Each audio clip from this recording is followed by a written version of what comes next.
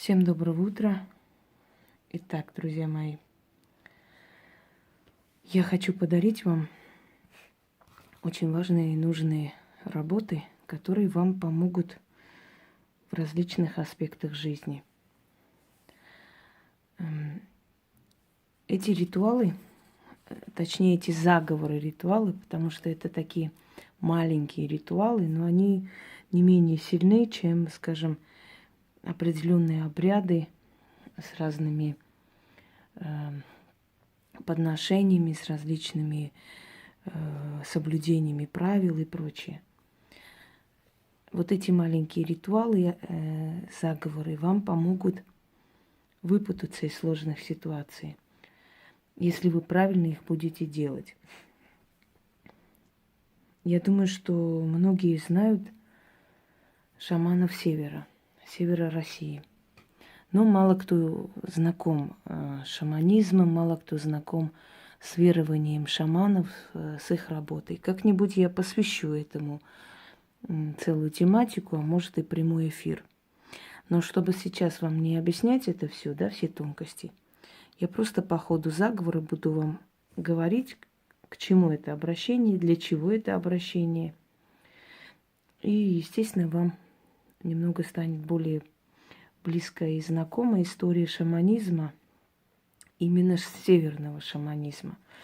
В северном шаманизме есть очень много различных течений, которые перемешаны, скажем. Есть много тюркских элементов, алтайские шаманы, например. Есть элементы этнических групп угрофинских народов. Есть элементы монголоидной расы. То есть это настолько пестрое, например, шаман. Ага, увидели? Я думала, что при включенном свете они не так сильно выделяются. Оказывается, они и при включенном свете выделяются. Настолько иногда отвлекают, вот так появятся из ниоткуда и летят прямо на меня.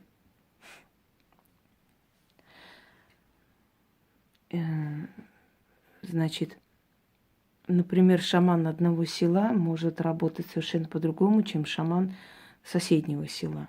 У них настолько могут быть разные и этнические принадлежности, и работа, тип работы, и язык, и этнология. То есть очень много разного. То есть один шаман может быть тюркского происхождения, второй шаман может быть происхождения угрофинского, третий шаман может быть татарского происхождения, четвертый тюркского, да, уже сказали, да, монголоидной расы принадлежащие, немцы, чукотские шаманы, известные своими сильными работами, алтайские шаманы и так далее. То есть их великое множество. Вот, казалось бы, национальные меньшинства севера России, да, они вроде маленькие народы. Вот Карелия, марийцы, коми, много там. Казалось бы, маленькие просто группки народов. Но у этих народов такая пестрота поверий, ритуалов, обрядов, что иногда просто диву даешься, насколько оно разнообразно. Я выделила, знаете, более такую, скажем, более большую группу шаманского направления, северных шаманов, которые именно концентрированы на Алтае, алтайские шаманы. И выбрала оттуда определенные, скажем, определенные этнические такие ритуальные части, которые использовала в своих работах. То есть это основано, понимаете, как основа должна быть в магии, когда ты создаешь нечто, то желательно следовать традициям. Есть, естественно, новоделы, есть и свои работы. Есть абсолютно свое, вообще независимое ни откуда. Но когда ты создаешь, желательно, чтобы основа была древняя.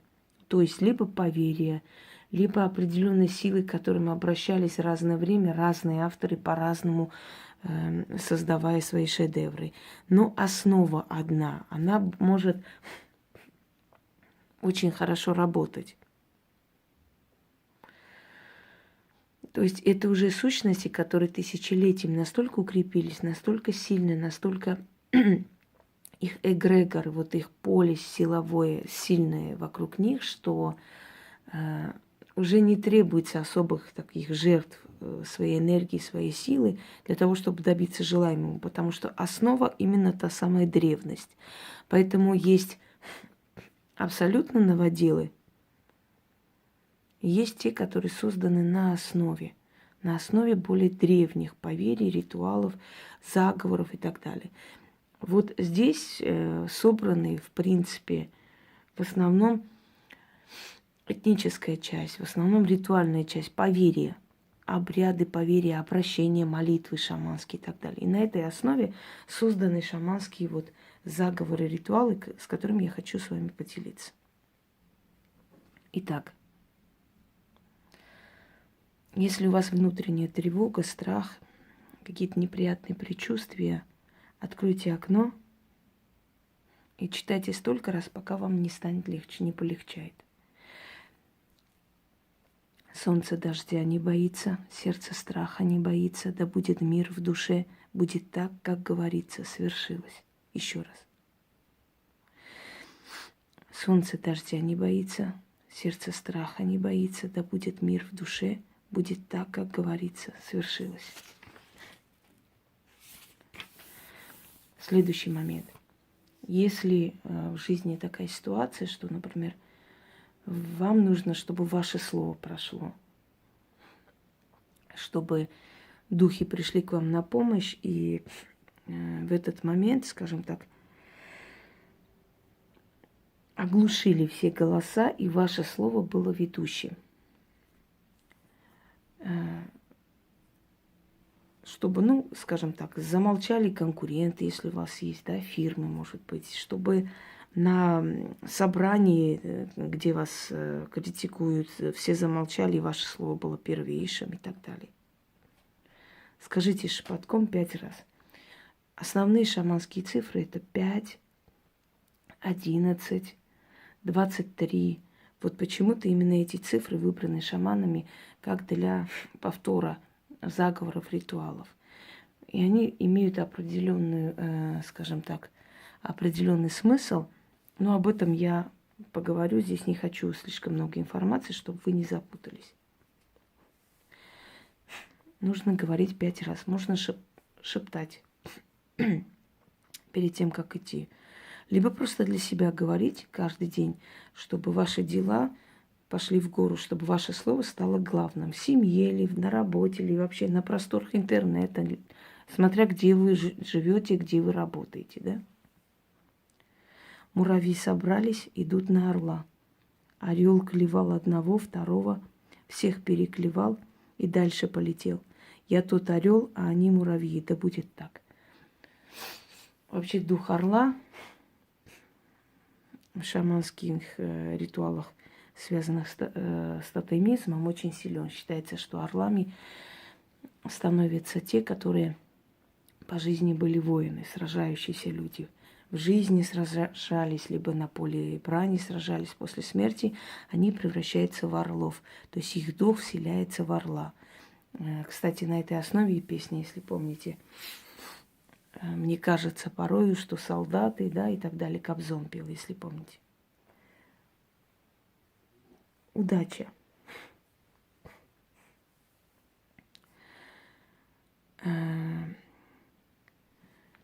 Значит, в религии шаманов, вообще в алтайской религии, да, скажем так, у Май есть бог удачи, дарующий удачу, умножающий благо человека, имущество, хозяйство его расширяющий, его двор делающий богатым, его дом делающий благополучными, как бы полным чаши. Обращались к Умаю, когда шли сватать невесту, чтобы сватовство прошло благополучно, чтобы молодые начали свою жизнь благополучно, благословляли молодых с именем ума и Бога. И вот здесь, если вы хотите получить помощь ума и Бога, например, все что угодно. Вы хотите купить машину, чтобы вам уступили в цене, хотите кредит взять, если вам нужно для своей там работы, бизнеса, хотите хорошую работу получить, идете на собеседование. Ну, в общем, не мне вам говорить, в каких моментах жизни нужна удача. Мне кажется, удача нужна всегда и всюду. Перед тем, как идти, напишите на бумаге красными чернилами имя Бога. Умай. Ну, вот прям большими буквами. Можно печатными, как вам удобно. И положите под сердце. Ну, женщины могут положить в лиф, мужчины могут свернуть, там, положить в карман куда-нибудь. Ну, важно, чтобы это было на сердце или под сердцем, то есть носить, как говорят. Можете взять, скажем, написать и надеть на веревку, там, привязать эту бумагу, да, в кулек свернуть и надеть как ожерелье, как цепочку, как угодно. Но чтобы оно было просто ближе к сердцу. И идти на собеседование. Но перед тем, как написать, читать нужно 5 раз. Потом написать имя Бога на клочке бумаги, положить под сердце или ближе к сердцу и идти на собеседование или на любое другое дело, где вам нужна удача. Великий умай, мою удачу приумножай. Дай мне силу, дай дойти до цели. Великий умай, мне удачу дай, прошу, жду и получаю. Бесхитростные заговоры, но очень сильные, потому что обращение прямо к шаманским богам, к северным богам, но к северным богам Алтая, скажем так. Это немножко не тот север, который мы сразу понимаем. Суровые северные боги, скандинавские, кельтские, они немного иной функции. Здесь другой. Хотя шаманские боги не менее суровы.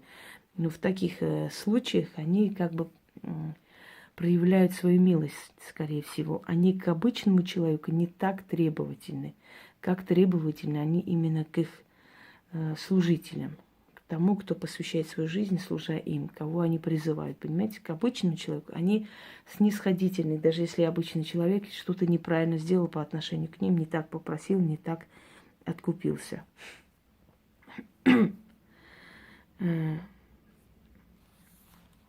Если вас проклинают, если строят козни, напишите имена людей, которые это делают.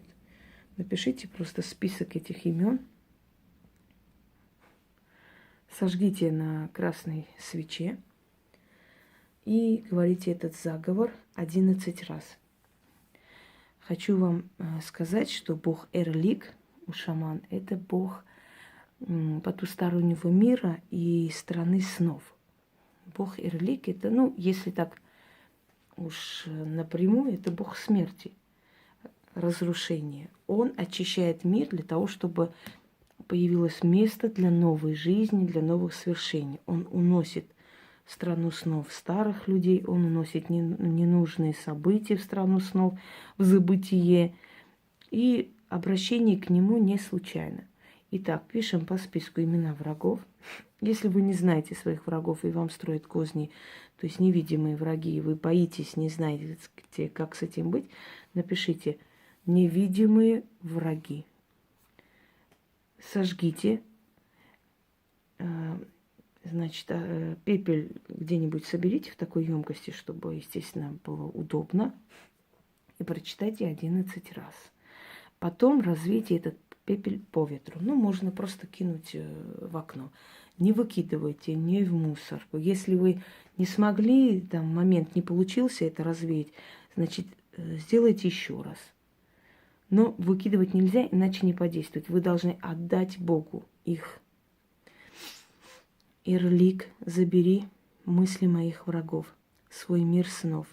Да не долетят до меня стрелы их с проклятиями, как не долетят стрелы до оленя у скверного охотника. Да будет так. Эрлик, собери мысли моих врагов в свой мир снов. Да не долетят до меня стрелы их проклятий, как не долетят стрелы до оленя у скверного охотника. Да будет так. 11 раз читаем, и нужно развеять пепел по ветру. После этого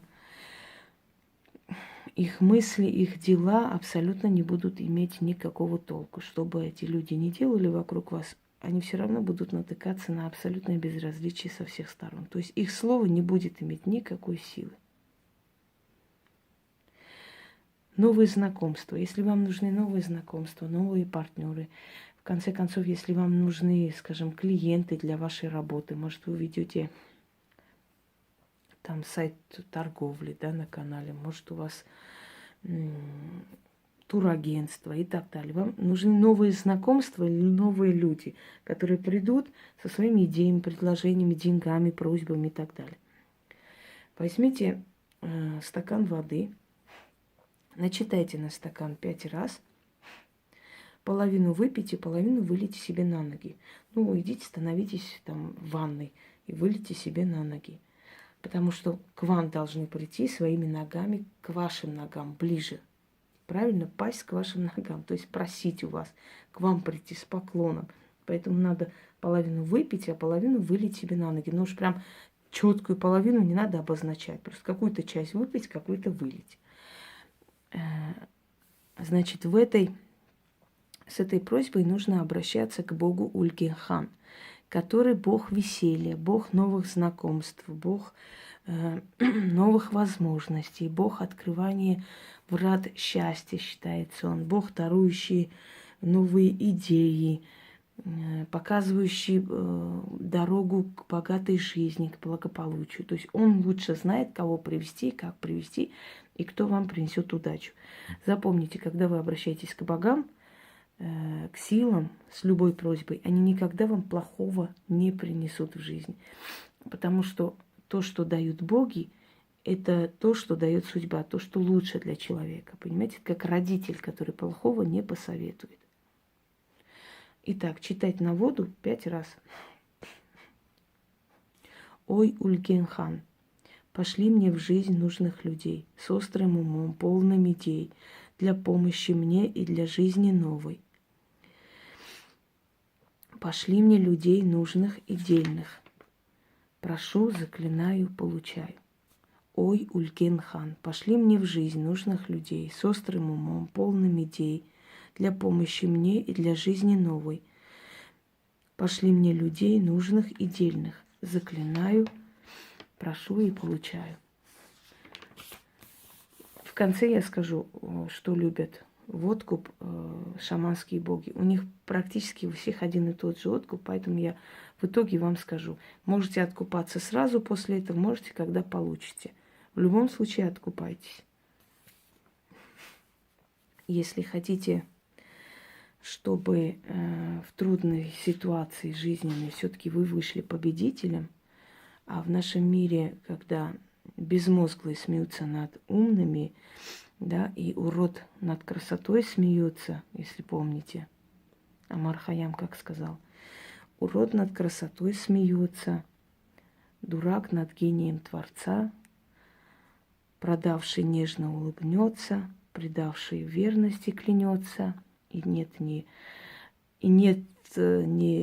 помню, нет начала и конца.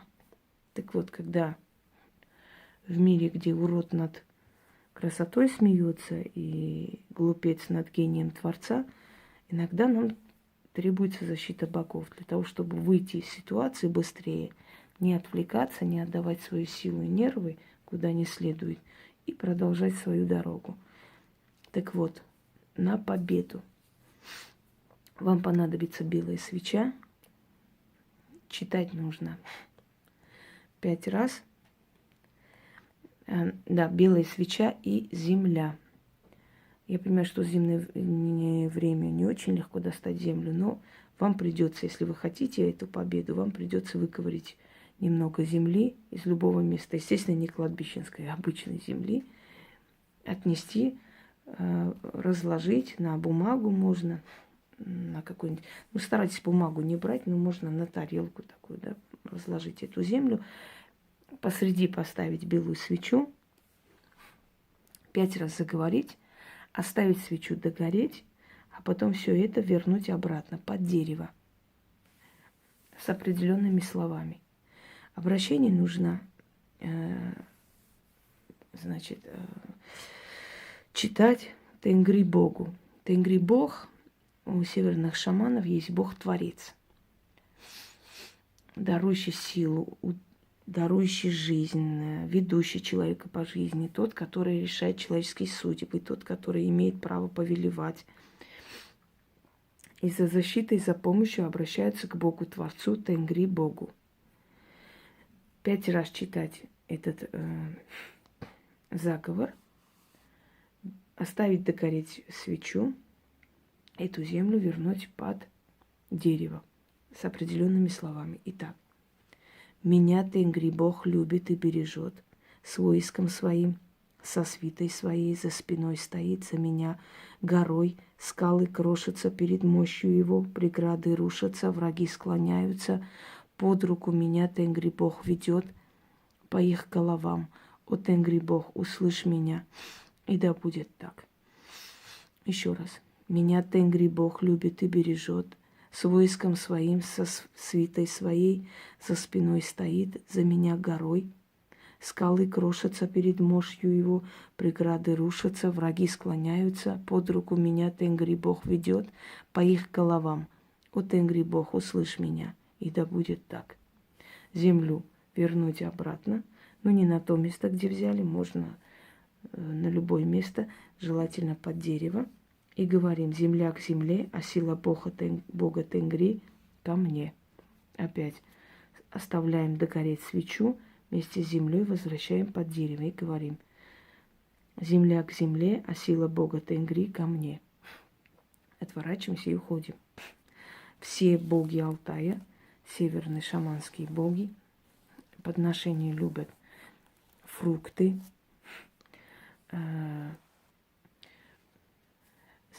мелкие, знаете, такие